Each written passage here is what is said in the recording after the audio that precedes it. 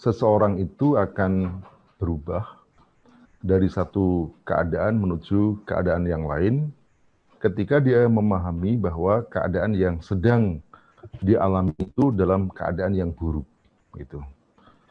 Kalau dalam keadaan dia memiliki pemahaman bahwa keadaan yang ada atau yang menimpa dirinya atau yang dialami itu sesuatu yang bagus, tentu tidak akan ada keinginan untuk berubah. Yang ada adalah apa? Lanjutkan. Begitu. Nah, jadi oleh karena itu maka kalau kita ingin berubah ya, ingin umat ini berubah, maka tentu mereka harus memahami bahwa kondisi ini adalah kondisi yang tidak bagus. Nah, kalau kita kembalikan kepada Islam, ukurannya jelas ya. Bagus tidak bagus itu bukan didasarkan kepada sesuatu yang sifatnya material, kesejahteraan, kebaikan apa duniawi, tetapi adalah kesesuaian dengan syariah. Saya kira itu sangat penting ya. Begini maksud saya.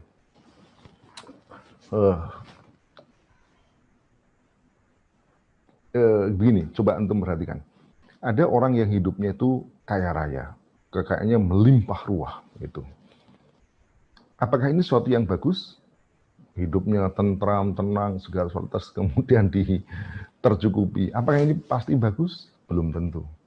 Kalau kekayaan itu didapatkan dengan hasil yang diharamkan Allah Subhanahu wa taala.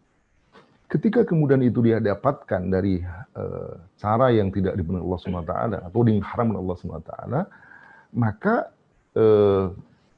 itu adalah sesuatu yang buruk. Nah, ketika orang itu memahami bahwa itu sesuatu yang buruk, maka dia akan tinggalkan. Ya, makanya coba kalau panjenengan lihat itu ada namanya katakanlah ada komunitas bangkir yang tobat. Ya, kalau kita lihat mereka kehidupannya mungkin sangat melimpah dari segi kekayaan. Tapi ketika mereka meyakini bahwa riba itu diharamkan Allah Subhanahu wa taala dan ini termasuk minal kabair, dosa yang sangat besar, mereka kemudian tinggalkan bahkan dengan segala konsekuensinya gitu. Nah, maksud saya orang yang berada dalam kebaikan secara material saja ketika mereka memahami bahwa itu buruk menurut syariat, itu segera dia tinggalkan. Apalagi yang sekarang terjadi, ya sudahlah realitasnya buruk, menderita karena tidak menerapkan Islam, gitu, dan tidak sesuai dengan Islam, gitu. Jadi tadi disampaikan bagaimana mungkin kita dipertahankan kehidupan yang seperti ini, sedangkan mereka katakanlah tadi, ya ketika tidak diatur dengan Islam, kekayaan melimpah ruah di negeri ini itu tidak bisa dinikmati oleh rakyatnya. Yang menikmati adalah korporasi-korporasi, bahkan yang lebih mengenaskan adalah korporasi-korporasi asing. Sumber daya alam yang seharusnya termasuk dalam Islam itu al-milkiyatul ammah dikuasai oleh segelintir orang. Pada saat yang sama, rakyat harus membiayai negara ini. Dengan jalan apa? Dengan dipaksa membayar pajak. Karena apa? Karena sebagian besar pendapatan negara dihasilkan dari pajak. Jadi maksud saya, ini sudah menderita begini, ya sudah menderita, dan lebih besar lagi tidak sesuai dengan Islam. Mestinya umat Islam itu segera buru-buru untuk menyongsong Islam. Nah, inilah tadi saya kira kalau tadi ditanyakan tentang bagaimana agar peluang yang muncul ini akan terjadi, ya ketika umat Islam itu ada kemauan untuk berubah. Nah, ketika kemauan itu berubah, maka insya Allah perubahan itu akan terjadi, ya. Nah, setidaknya ada 3 perubahan itu terjadi. Yang pertama adalah pemahaman yang menimpa dirinya itu buruk. Yang kedua, dia memiliki pemahaman tentang al-badil, penggantinya, solusinya apa. Dan yang ketiga adalah dia mengetahui cara, thariqah atau metode mengubah dari yang buruk menuju yang baik tadi. Nah, ketika salah satunya tidak ada, maka tentu tidak akan ada perubahan.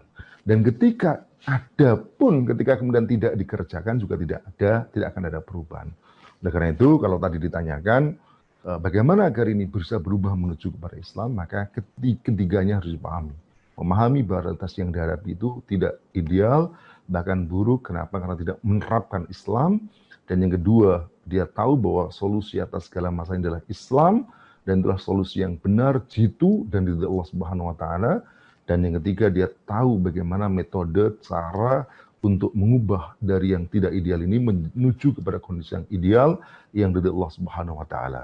Dan setelah mereka tahu, maka tentu saja tidak boleh berpangku tangan, namun harus dilakukan.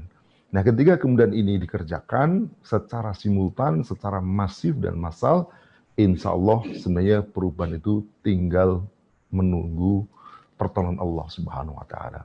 Dan saya ingatkan, pertolongan Allah Subhanahu wa taala ini tidak kemudian datang secara tiba-tiba, tetapi pertolongan Allah Subhanahu wa taala ini hanya akan diturunkan ketika umatnya menjemput pertolongan Allah Subhanahu wa taala. Dengan apa? Dengan cara berjuang, berdakwah. Nah, itu saya kira.